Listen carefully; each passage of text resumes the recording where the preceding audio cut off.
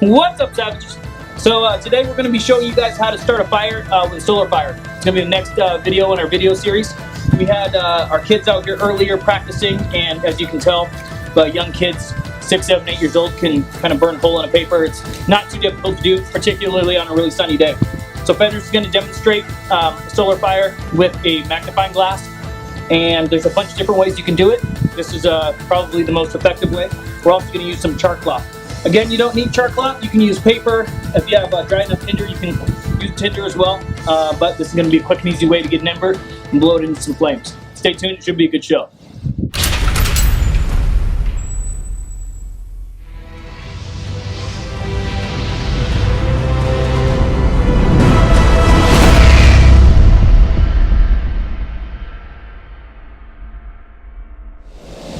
So in my opinion, one of the best ways to start fire is using a resource that's constantly renewing itself, like the sun.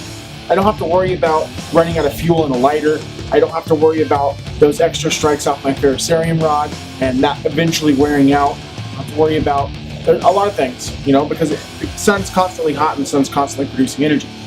So doing a solar fire is one of the best ways to start fire, in my opinion, because you constantly have the resource. I'd rather save my ferro rod or my lighter or whatever the case may be for a nighttime instance when I don't have that constantly renewing resource.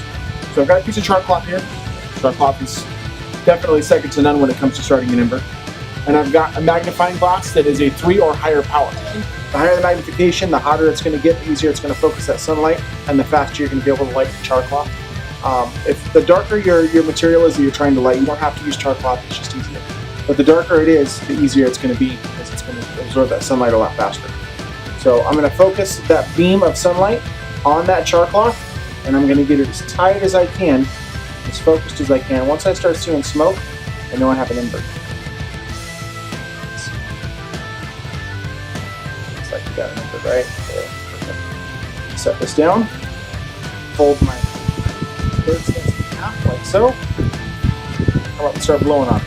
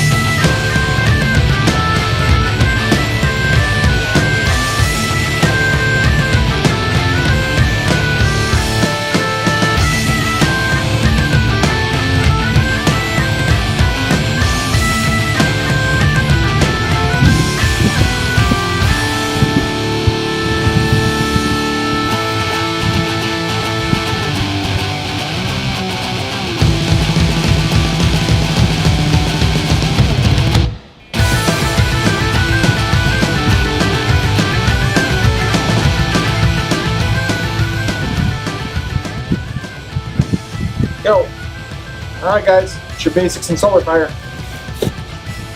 Alright guys, so we hope you enjoyed the basics of a solar fire. If you guys have any questions, you can drop them in the comment section below. If you liked the video, go ahead and subscribe to the channel, share it with your friends, and as always, stay savage.